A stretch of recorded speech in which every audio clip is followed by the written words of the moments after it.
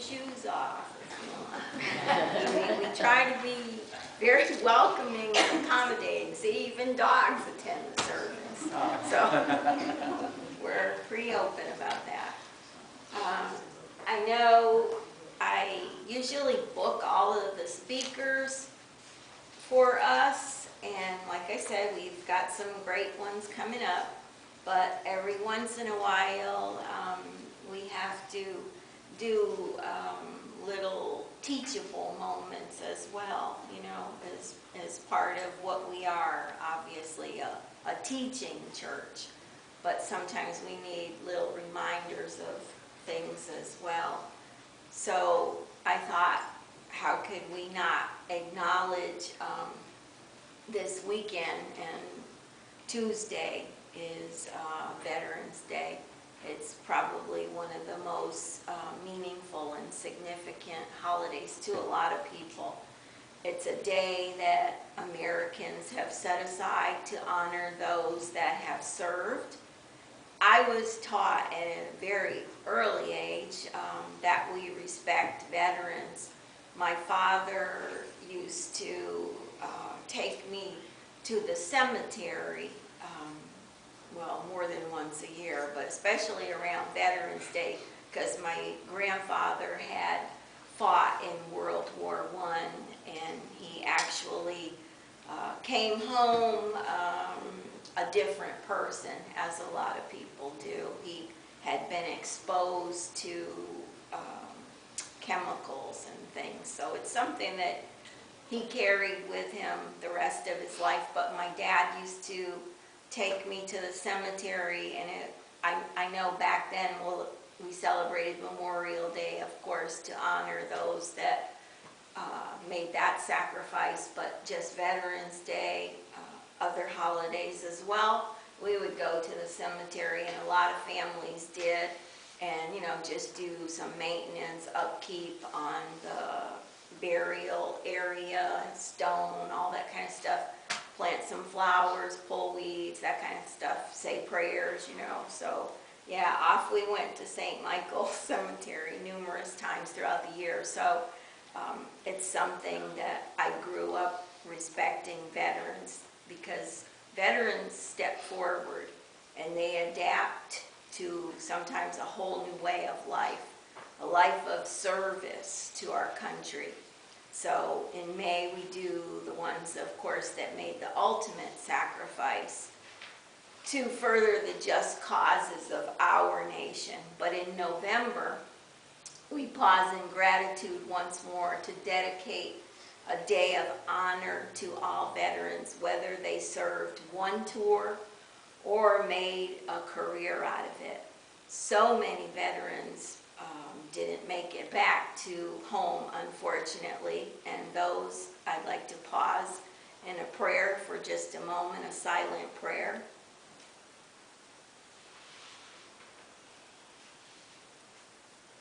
So this Tuesday, Veterans Day, not just a day off for some or a chance to eat a free meal, you know, they definitely put that out to the public. A day to honor all who heard the call to stand up for our nation's freedom and well-being. A lot of veterans weren't drafted, believe it or not. They chose the military life as a career and honored our country for many years living that military lifestyle, which I can tell you is not for everyone. So what exactly makes a veteran different from other average citizens? Is it the way they look, dress, talk, act? Aren't we all average Americans trying to live the American dream? Most of us are. But believe it or not, there actually is a couple things special about a veteran. A veteran does sign a contract to uphold and defend the Constitution. A veteran has sworn by oath to protect our land and all its citizens from foreign and domestic enemies. A veteran chooses a certain lifestyle. They have sworn to protect and defend always, not just when it's convenient. So how does that sound for an average job description? I can tell you not many people want to step up and sign on a line for that one. It's learning how to shoot very well, shoot frequently, hand-to-hand combat, survival training, travel to foreign countries. Not for everyone. The military life is an unusual lifestyle. You have to be willing and physically and mentally able to meet extreme challenges on a daily basis. There's no turning back or changing your mind anytime soon. You're in it to win it. So I made that choice to live that lifestyle. I trained, I traveled, I struggled with many, many sacrifices over the years. I dedicated my life to living that military life. I promised to do everything I was able and then some. I had the privilege to serve under some exceptional heroes. I don't know if any of you remember General Norman Schwarzkopf, Stormin Norman as he was called, and also I had a lot of contact with General Wesley Clark also. So I was one of the fortunate ones that made it home in one piece. I'm not going to say that I don't have a few lingering issues that I deal with sometimes, but overall I can honestly say that I never regretted that decision I made way back when I was 17 years old. So some came back not quite as whole as when they entered. They have suffered in many ways with PTSD in various forms. These are conditions they will live with the rest of their lives. These are conditions their families live with the rest of their lives. The long-lasting effects of war, of military service. But I'm not saying that veterans are better than the average person. They are human too. They sometimes do, crazy, terrible things, and just like any other average American. But most don't. Most embrace the concepts of honesty, integrity, commitment, dedication, and pride.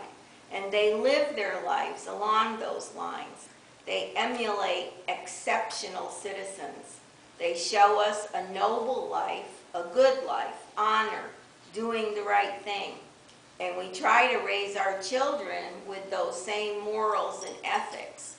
Some have sacrificed themselves somewhere far away from home. Sometimes die on foreign soil. Their spent, shattered bodies left behind. They are veterans.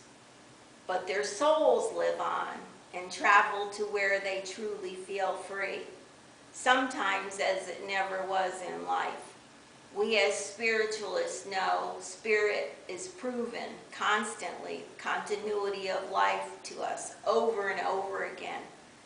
I rejoice in my fellow veterans, but mostly for my fellow brothers and sisters that rejoiced in their newfound freedom in their soul. So this Tuesday, I'd like you to please take a minute to honor all veterans. Do something in honor or respect or recognition of a veteran. America owes so much to her veterans. They're the ones that protect and defend our liberties that we as citizens do take for granted. But take it from someone that has lived and served in many faraway lands where we were in some pretty hostile environments. There's no place like America.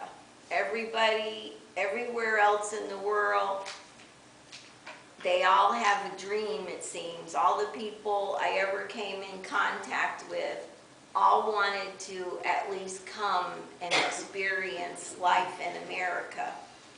maybe not to live, as we also, enjoyed their country and getting to know their culture. But most people, they have a dream of visiting America because they've heard so many wonderful things about it. And I know there's good and bad, just like everywhere else, but to us, there's no place like home. So I know we tend to kind of take them for granted. They're there. They're there all the time, whether you realize it or not. And I know civilians, that's one thing you always hear. They're taught to thank a veteran for their service. You hear it all the time, thank you for your service. Well, most veterans aren't real comfortable with that. Don't get me wrong, you have the thought or the feeling that goes with it. That means something. But we don't feel special because we served. We're still here. We came home. We might have left our families for periods of time because duty does call. But we came back. We made it home. So even more importantly, remember Memorial Day. Honor and glory to the special people that sacrificed their lives for the causes of America.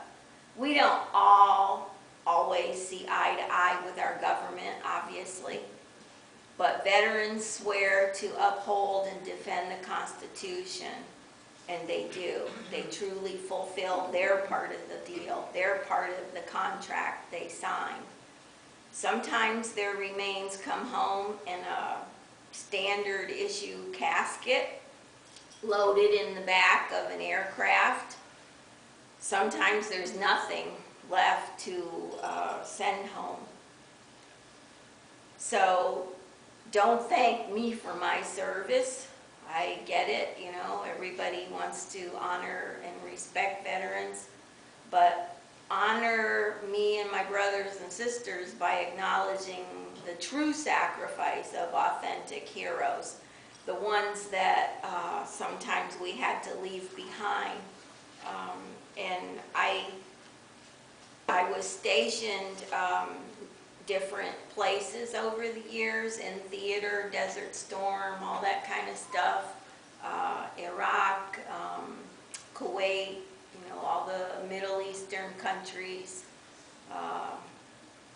And sometimes I'm going to tell you, it really hits home, when they give you a black trash bag and tell you to go pick up body parts, whatever you can find, that stays with you.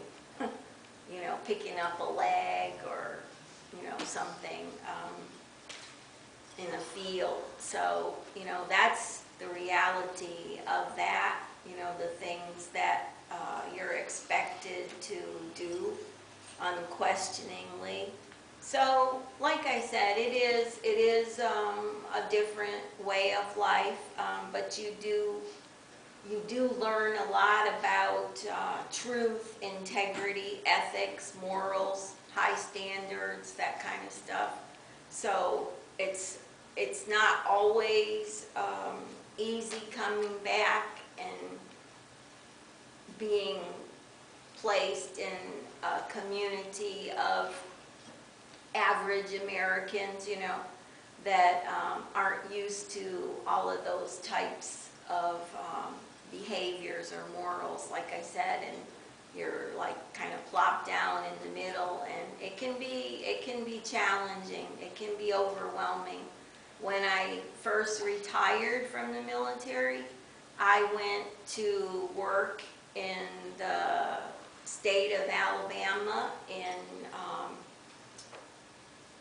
criminal court, and it was hard. It was hard because I really had a hard time understanding, why people make the choices they do, to lie, cheat, steal, rob people, stand up in court and deny, you know, that you're even guilty of it or whatever.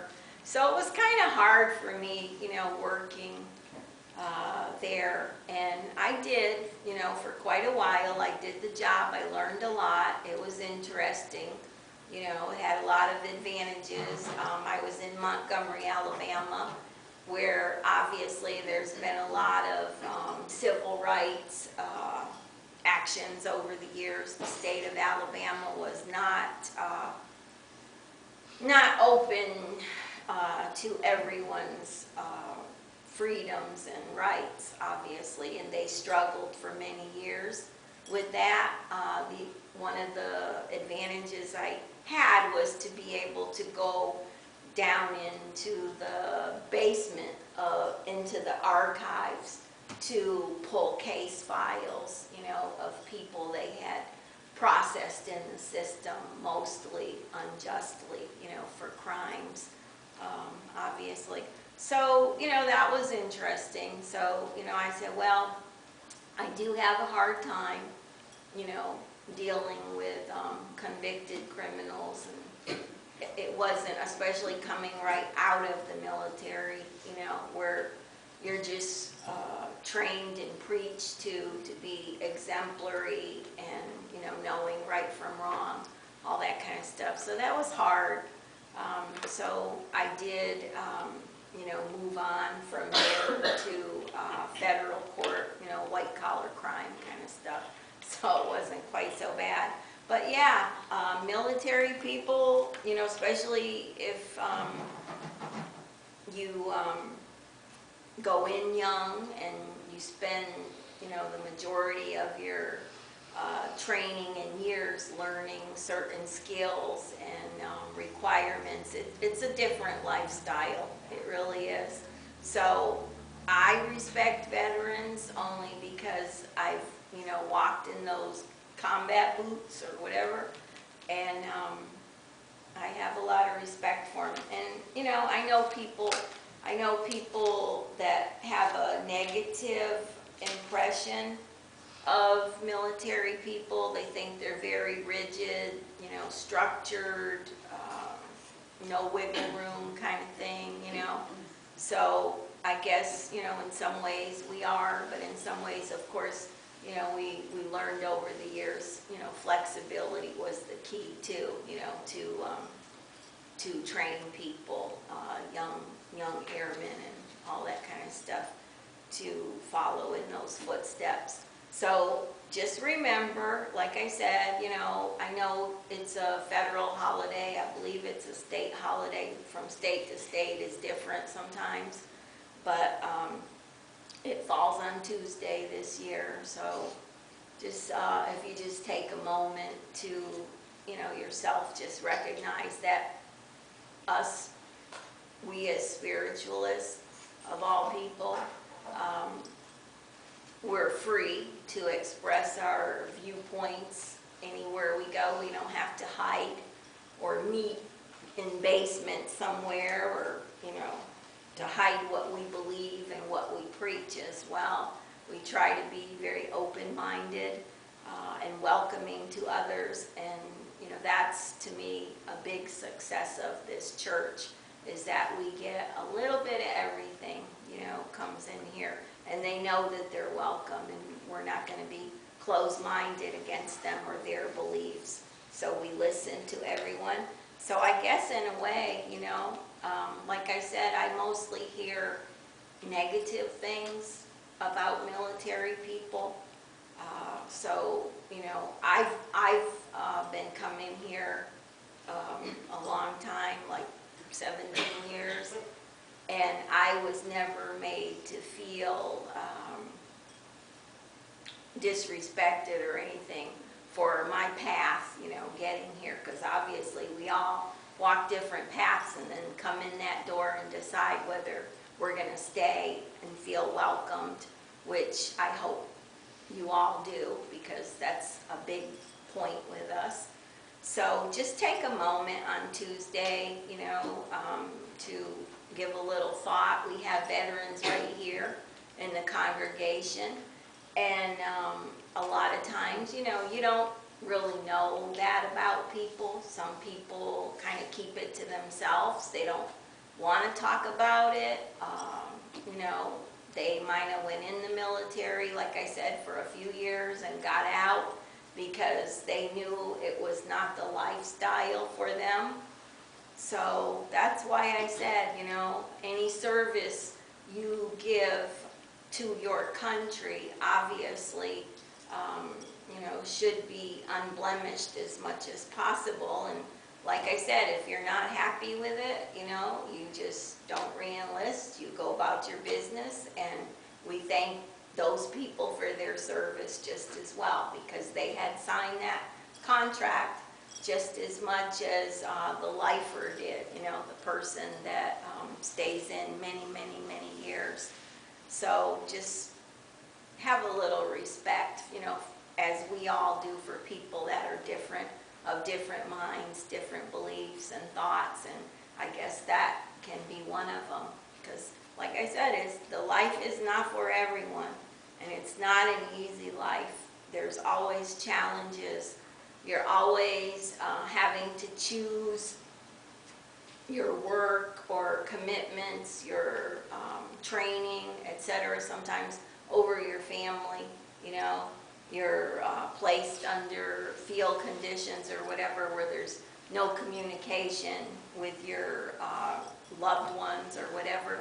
So, you know, it is a lot of sacrifice. And I had 2 children, and there were a lot of times I missed birthdays, you know, I missed holidays, I missed a lot of things, you know, and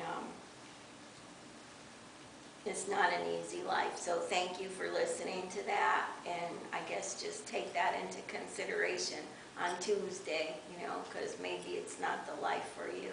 Thank you.